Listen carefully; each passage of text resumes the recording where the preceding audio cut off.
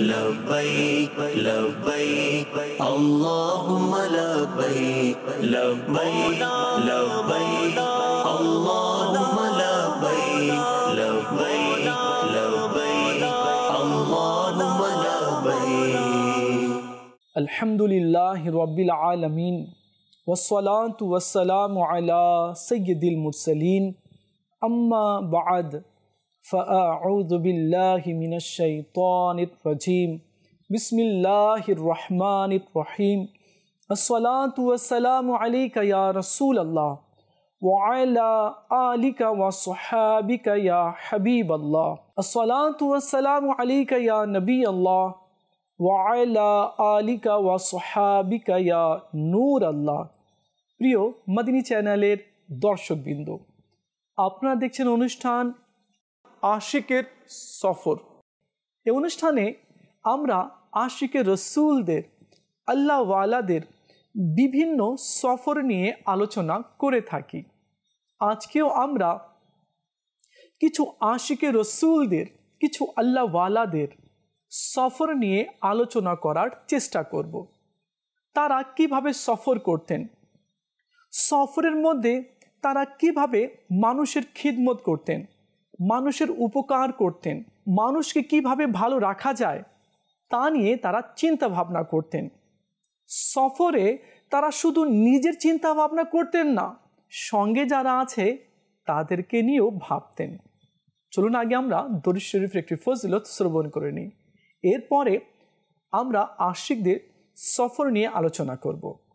আল্লাহ নবী সাল্লাল্লাহু আলাইহি ওয়াসাল্লাম ইরশাদ করেছেন, তোমরা যদি কোনো কিছু ভুলে যাও তবে আমার উপরে দরুদ পড়ো, যা ভুলে গিয়েছো সেটা স্মরণে চলে আসবে।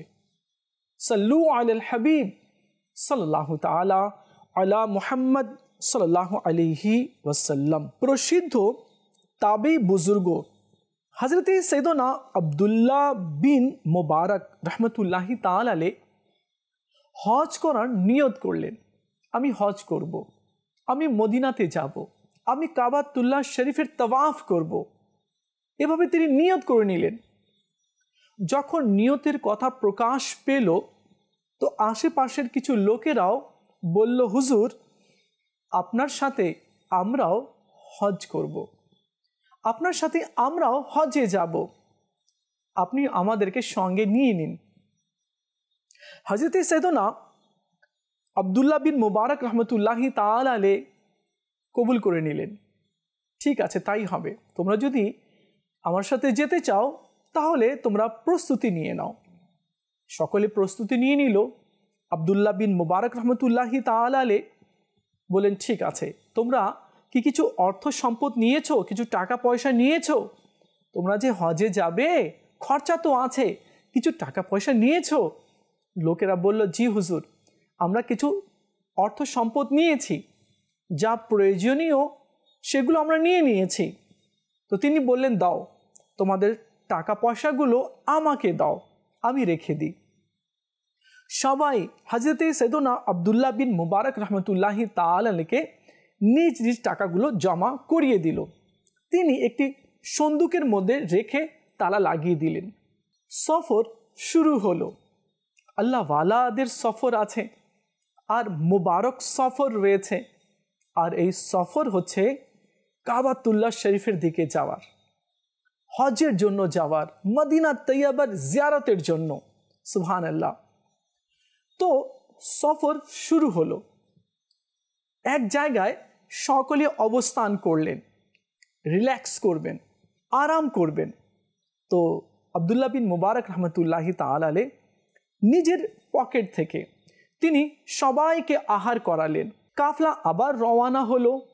যখন বাগদাদে কাফলা পৌঁছলো, ওই সময় বাগদাদ তো অনেক বড় একটা সিটি ছিল, অনেক বড় একটা শহর ছিল, সেখানে অনেক কিছু পাওয়া যেত। আব্দুল্লাহ বিন মুবারক রহমতুল্লাহি তাআলা আলাইহি নিজের সঙ্গী সাথীদেরকে বললেন, চলো কিছু বাজার করি। সবাইকে নিয়ে গেলেন এবং তাদের পছন্দ অনুযায়ী কাপড়, খাবার, জিনিসপত্র ক্রয় করিয়ে দিলেন নিজের টাকা দিয়ে। এরপর সবাই কাবাতুল্লাহ শরীফে পৌঁছলো, হজ করলো। মুজদালিফায় গেল, সাফা মারওয়ার সাই করলো, মিনাতে গেল, এরপর রওজায়ে রসুলে গিয়ে হাজিরি দিল, আল্লাহ নবী সাল্লাল্লাহু তাআলা আলাইহি ওয়াসাল্লামকে সালাম জানালো, নবী সাল্লাল্লাহু আলাইহি ওয়াসাল্লামের শহরকে ঘুরে ঘুরে দেখলো।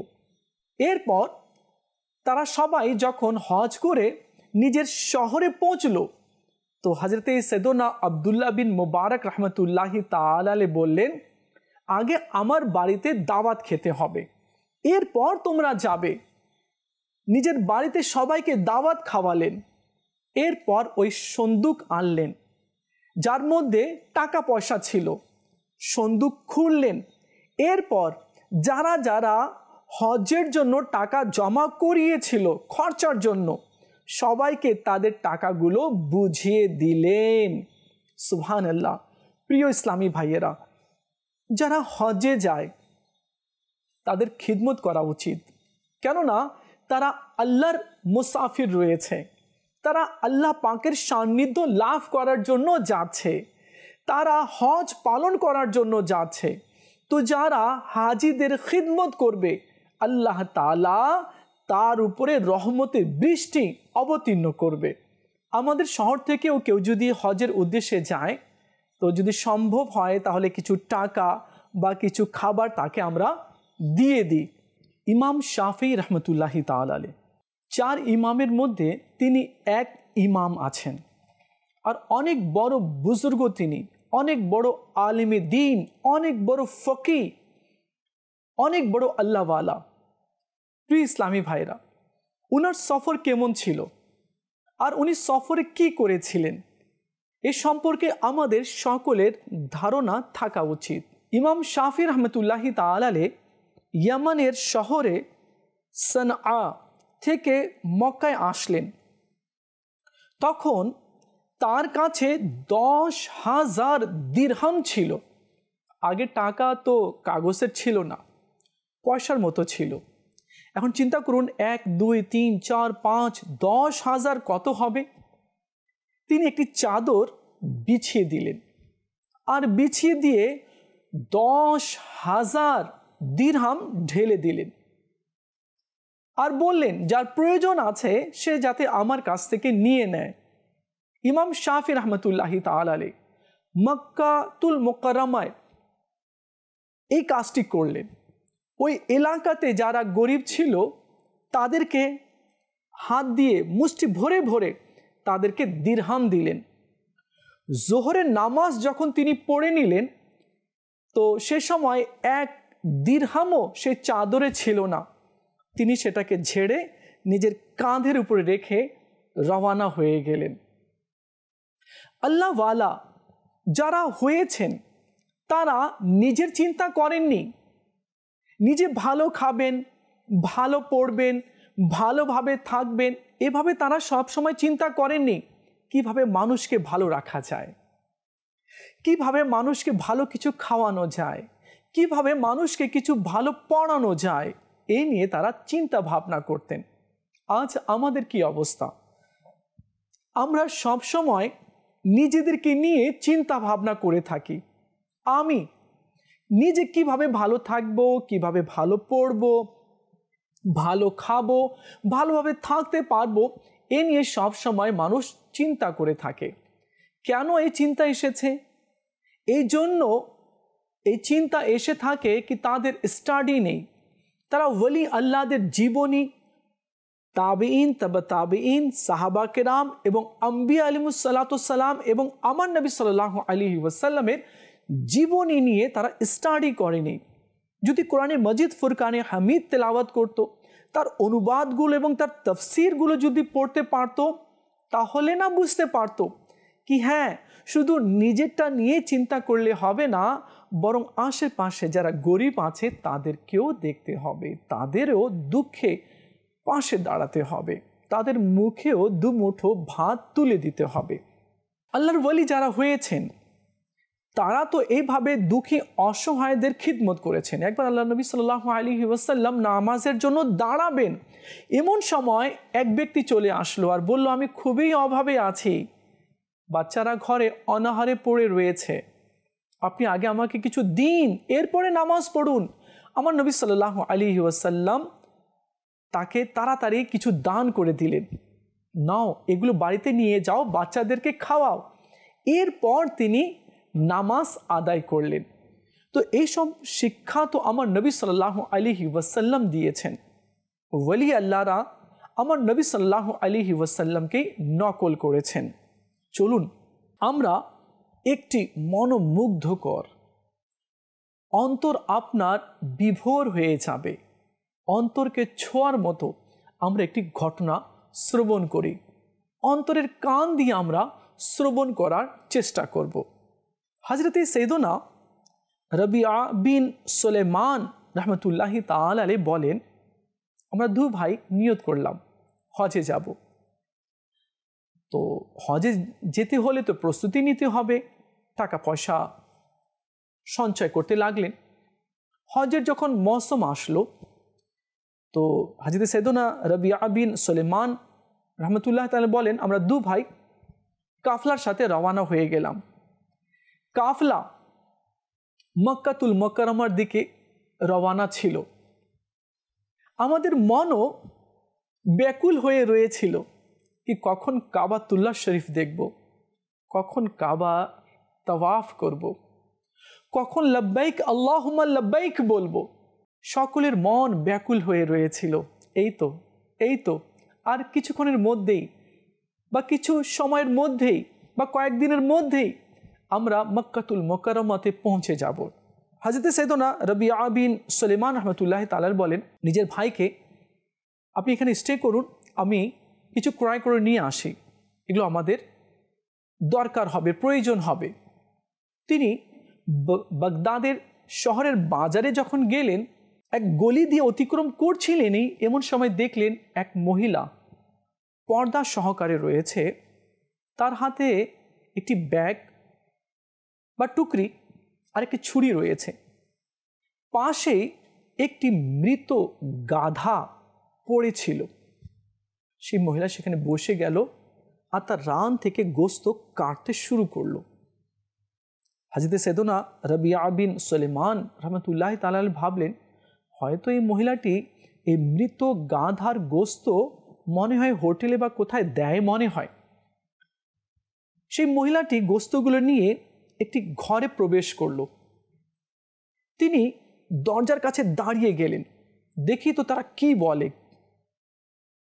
এমন সময় সেই মহিলাটি বলল, হে আমার বাচ্চারা, তোমরা 4 দিন ধরে অনাহারে রয়েছো, কিছু খাওনি, তোমাদের জন্য কিছু গোস্ত নিয়ে এসেছি, এগুলো নাও, রান্না করো আর তোমরা খেয়ে নাও। হযরত সৈয়দনা রবিআ বিন সুলাইমান রাহমাতুল্লাহি তাআলা আলাইহি এই কথা শুনলেন। শোনার পরে বললেন, দাঁড়াও, তোমরা এগুলো খেও না। ঘর থেকে মহিলাটি বলছে, তুমি কে, কি বলতে চাচ্ছ? তো তিনি বললেন, আমি মুসাফির আছি, দরজা খুলো। তো মহিলাটি বলল, আমরা 4 দিন ধরে অনাহারে আছি, আমি আপনার কোনো সহযোগিতা করতে পারবো না। তিনি বললেন, না, দরজা খুলুন, আমাকে সহযোগিতার প্রয়োজন নেই। দরজা খুলল। তিনি বললেন, হে মহিলা, আপনি কি করছেন? মৃত গাধার গোস্ত খাওয়া তো এটা মুসলমানদের কাজ নয়, আর শরীয়ত নিষেধ করেছে। সেই মহিলা বলল, আমরা সৈয়দ বংশের আছি, 4টি আমার মেয়ে আছে, সন্তান। এই 4 সন্তান 4 দিন ধরে কিছু খায়নি, খিদার জ্বালায় তারা ছটফট করছে, যার কারণে প্রাণ বাঁচার জন্য এমনটি করলাম। হযরতে সৈয়দনা রবিআ বিন সুলাইমান রাহমাতুল্লাহি তাআলা আলাইহি এই কথা শুনলেন, অঝোর নয়নে কাঁদতে লাগলেন। হায়, আমি হজে যাচ্ছি, অথচ আমার নবী সাল্লাল্লাহু আলাইহি ওয়াসাল্লামের বংশের মহিলারা না খেয়ে থাকবে। তিনি বলেন, একটু অপেক্ষা করুন, আমি আসছি। তিনি চলে আসলেন নিজের ভাইয়ের কাছে আর বললেন, আমি হজে আর যাব না, আমার একটু সমস্যা হয়ে গেছে, ভাইয়া তুমি চলে যাও, আমি যেতে পারবো না। তখন ভাই বুঝাচ্ছে, এ কি করছো? আর কয়েকদিনের মধ্যে আমরা কাবাতুল্লাহ শরীফের পাশে পৌঁছে যাব। কত দিনকার স্বপ্ন ছিল, কাছে এসে তুমি কি ফিরে যাবে? নিয়ত চেঞ্জ করে ফেলবে? না, আমাদের সাথে চলো। তিনি বলেন, না ভাইয়া, আমি যাব না, তোমরা চলে যাও, আমি এখানেই অপেক্ষা করব তোমাদের। কাফলা চলে গেল। হযরতে সৈয়দনা রবিয়া বিন সুলেমান রহমতুল্লাহি তাআলা আলাইহির কাছে 600 দিরহাম ছিল। তিনি নিজের এহরাম যে ছিল, এই কাপড় নিলেন, আরও কাপড় ক্রয় করলেন, কিছু আটা ক্রয় করলেন, খজুর নিলেন, আর খেজুর নিয়ে ওই মহিলার বাড়িতে রওনা হয়ে গেলেন। বলেন, এগুলো রান্না করুন, বাচ্চাদেরকে খেতে দিন, আর এগুলো কিছু দিরহাম আছে, আপনি এগুলো রেখে নিন। তখন মহিলাটি অনেক খুশি হলো, আর কান্না করতে করতে সেই মহিলা এভাবে দোয়া করলো, হে সুলেমান, আল্লাহ যেন তোমার আগের ও পরের গুনাহ ক্ষমা করে দেয়, তোমাকে হজ্জের সওয়াব আল্লাহ তাআলা দান করে, আর জান্নাতে আল্লাহ তাআলা তোমাকে জায়গা দেয়, আর এর বদলা আল্লাহ তাআলা তোমাকে যাতে তাড়াতাড়ি দিয়ে দেয়, আর তুমি নিজের চোখে দেখতে পারো। সুবহানাল্লাহ। সে সৈয়দ জাদি এভাবে দোয়া দিল। বড় মেয়েটিও দোয়া করতে লাগলো, আল্লাহ তোমার প্রতিদানকে দ্বিগুণ করে দেয়, আর তোমার গুনাহ আল্লাহ যেন ক্ষমা করে দেয়। তৃতীয় মেয়ে এভাবে দোয়া করল, আল্লাহ আমার নানা জান সাল্লাল্লাহু আলাইহি ওয়াসাল্লামের সাথে তোমার হাসর করুক। এবং চতুর্থ মেয়ে অর্থাৎ সবচেয়ে ছোট্ট মেয়ে এভাবে দোয়া করল, হে আল্লাহ, যে আমাদের সাহায্য করেছে তাকে তাড়াতাড়ি এর প্রতিদান দান করো, আর এর পূর্বের ও পরের গুনাহ তুমি ক্ষমা করে দাও। প্রিয় ইসলামী ভাইয়েরা আর মদিনী চ্যানেলের দর্শকবৃন্দ, আপনারা শুনলেন হযরত সৈয়দনা রবিয়া বিন সুলেমান রহমতুল্লাহি তাআলা আলাইহি কিরূপ একজন সৈয়দ বংশীয় মহিলাদের খিদমত করলেন, নিজের সব কিছু বিসর্জন দিয়ে দিলেন যাতে করে সৈয়দ জাদি অনাহারে না থাকে। আমাদের উচিত হবে যারা সৈয়দ বংশীয় হবে তাদের আমরা খিদমত করব, তাদের সম্মান আমরা করব। এদিকে কাফলা তো হজ্জের উদ্দেশ্যে রওনা হয়ে গিয়েছিল। যখন হজ শেষ হয়ে গেল তো সবাই বাগদাদে পৌঁছল। এদিকে হযরতে সৈয়দনা রবিয়া বিন সুলেমান রহমতুল্লাহি তাআলা আলাইহি শুনতে পেলেন আমাদের শহরের কাফলা বাগদাদে চলে এসেছে। তিনি তাদের কাছে গেলেন আর গিয়ে বললেন, ভাইয়েরা, তোমরা হজ পালনের জন্য গিয়েছিলে, আল্লাহ তাআলা তোমাদের হজকে কবুল করে নিক, আল্লাহ তাআলা তোমাদেরকে হজ্জে মাবরুর দান করুক। যাকে বলা হচ্ছিল সে বলল, হে সুলেমান, তুমি এ কি বলছো? তুমি কি হজে যাওনি আমাদের সাথে? তুমি তো আমাদের সাথে কাবাতুল্লাহ শরীফের তাওয়াফ করেছো, আর তাড়াতাড়ি এসে আমাদেরকে মোবারকবাদ দিচ্ছ, আর এমনভাবে নিজেকে প্রকাশ করছো মনে হয় তুমি হজেই করনি। সে বলল, ভাই আমি তো হজ করিনি, তোমরা তো চলে গিয়েছিলে। বলে, কেন তুমি এভাবে বলছো? তুমি তো আমাদের সাথে কাবাতুল্লাহ শরীফের তাওয়াফ করেছো। আর এক ব্যক্তি বলল, হ্যাঁ, সুলেমান তো আমাদের সাথে আবে জমজমের পানি পান করেছে। তিনি এভাবে শুনে অবাক হয়ে গেলেন, অন্য মানুষের কাছে গেলেন, যাবার পরে তাকেও হজ্জের মোবারকবাদ দিলেন। তো ওই ব্যক্তি বলল, হে সুলেমান, তুমি আমাকে মোবারকবাদ দিচ্ছ, ভালো কথা, তো তুমি তো এভাবে নিজেকে জাহির করছো মনে হয় তুমি হজই করনি। কই, আমাদের সাথে কি তুমি ছিলে না? তুমি তো সাফা মারওয়াতে আমাদের সাথে ছিলে, মিনাতে ছিলে। আর এক ব্যক্তি বলল, হে সুলেমান, নাও তোমার থলিতে তুমি নাও তো, তুমি যে আমাকে রওজা রসুলের কাছে যে আমাকে থলিটি দিয়েছিলে আমানত স্বরূপ, তো তো আমি তো রেখেছি, আর সেখান থেকে তুমি উধাও হয়ে গিয়েছো। তো সুলেমান রহমতুল্লাহি তাআলা আলাইহি বললেন, ইয়া আল্লাহ, এরা কি বলছে? আমি তো বাগদাদেই ছিলাম, আমি তো কাবাতুল্লাহ শরীফের তাওয়াফ করিনি, মিনাতেও যাইনি, সাফা মারওয়াতেও আমি যাইনি, আর রাসূলুল্লাহ সাল্লাল্লাহু আলাইহি ওয়াসাল্লামের রওজা পাকেও হাজিরি দিতে পারিনি। এরা আমাকে সুসংবাদ শোনাচ্ছে, আর আমাকে একটি থলি দিল, সে থলির মধ্যে লেখা ছিল, যারা আমার পথে দান করে আমি এর চেয়ে বেশি তাকে দান করি। হযরত সাইয়েদনা রাবিআ বিন সুলাইমান রাহমাতুল্লাহি তাআলা আলাইহি রাত্রে ঘুমিয়ে পড়লেন। স্বপ্নে আল্লাহ নবী সাল্লাল্লাহু আলাইহি ওয়াসাল্লামের দিদার লাভ করলেন। আর আমার নবী বললেন, হে সুলেমান, আর কত আমি প্রমাণ তোমার কাছে পেশ করব। শুনো, তুমি যখন আমার বংশীয় মহিলাদের সহযোগিতা করলে, তো আমি আল্লাহর কাছে দোয়া করেছিলাম, মওলা, সুলেমানকে তুমি এর প্রতিদান দান করো। আল্লাহ তাআলা তোমার সূরাতে এক ফেরেশতা সৃষ্টি করেছে, আর সেই ফেরেশতাকে আল্লাহ তাআলা নির্দেশ দিয়েছে कि কিয়ামতের সকাল পর্যন্ত তোমার পক্ষ হয়ে হজ যাতে করে। তো এক ফেরেশতা তোমার সূরত নিয়ে হজ পালন করেছে, আর তোমার লোকেরা ভেবেছে তুমি হজ পালন করেছো। আর তোমাকে যে থলিটি দেওয়া হয়েছে তার মধ্যে 600 স্বর্ণের মুদ্রা রয়েছে।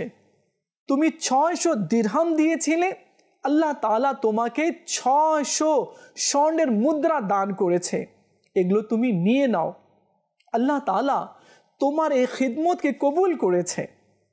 প্রিয় ইসলামী ভাইয়েরা আর মদিনী চ্যানেলের দর্শকবৃন্দ, আপনারা শুনলেন যে একজন ব্যক্তি হজে যাচ্ছিল, কিন্তু এক অসহায় মহিলাকে দেখে, অনাহারে বাচ্চারা ছিল তাদেরকে দেখে নিজের হজের সব টাকাগুলো তাদেরকে দিয়ে দিল।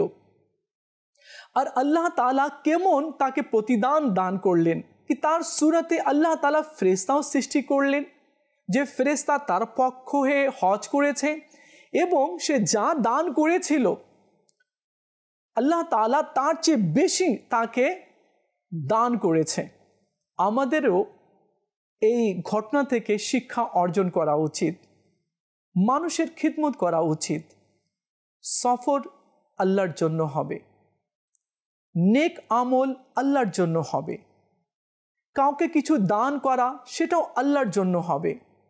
আমাদের সব কাজগুলো যদি আল্লাহর জন্য হয়ে থাকে তাহলে গুনাহ স্পর্শ করবে না। আল্লাহ তাআলা আমাদের সবাইকে বোঝার তৌফিক দান করুক। প্রিয় ইসলামী ভাইয়েরা, আল্লাহ ওয়ালারা এমনটি কেন করে থাকেন? এই জন্য যে যে ব্যক্তি আল্লাহর বান্দার খিদমত করবে, তাকে সাহায্য সহযোগিতা করবে, তার কষ্টে পাশে এসে দাঁড়াবে, অনাহারের মুখে খাদ্য তুলে দিবে, তো আল্লাহ তাআলা তাকে জান্নাতে উচ্চ মর্যাদা দান করবে। যতক্ষণ পর্যন্ত বান্দা এক বান্দাকে ভালোবাসবে না, মুসলমান ভাইকে ভালোবাসবে না, তার সাহায্য সহযোগিতা করবে না, তো সে কখনো আল্লাহ পাকের সন্তুষ্টি অর্জন করতে পারবে না।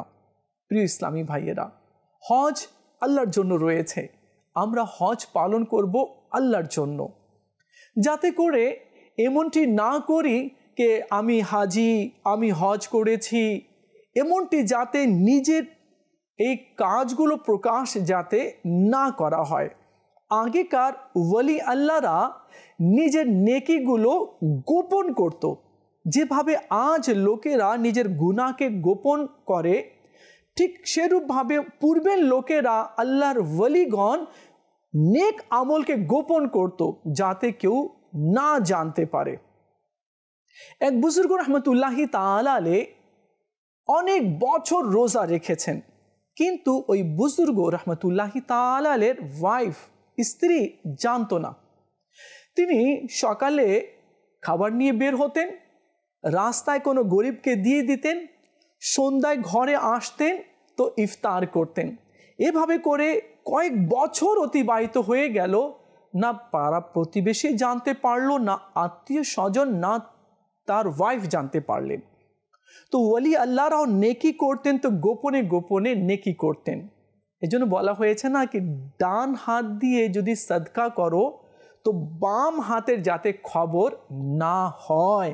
আজ সোশ্যাল মিডিয়াতে অনেক এভাবে ভিডিও বা ফটোগুলো এগুলো দেওয়া হয়। কেউ কাউকে কিছু দিচ্ছে তো সেলফি নিয়ে নিল, আচ্ছা বড় দানবীর। কেউ যদি কোনো কাজ করছে সেলফি সোশ্যাল মিডিয়াতে ছেড়ে দিল, আচ্ছা বড় ইবাদত গুজার। তো এইভাবে করে নিজেকে প্রকাশ করা। এখন তার নিয়ত কি আছে? মানুষকে দেখানোর, প্রশংসাগুলো করে নেওয়া, নাকি আল্লাহর জন্য? তো আল্লাহর জন্য যদি আমরা কাজ করতে চাই তো সেটা যাতে আমরা গোপন রাখি। আর আল্লাহ তাআলা গোপন আমলকে বেশি পছন্দ করে। আল্লাহ তাআলা আমাদের সবাইকে বোঝার তৌফিক দান করুক। প্রিয় ইসলামী ভাইয়েরা, আপনারা দেখছেন অনুষ্ঠান আশিকের সফর। তো আশিকদের সফর নিয়ে আমরা আলোচনা করছিলাম। আশিকদের সফরও ভিন্ন ধরনের হয়ে থাকে, ব্যতিক্রম হয়ে থাকে।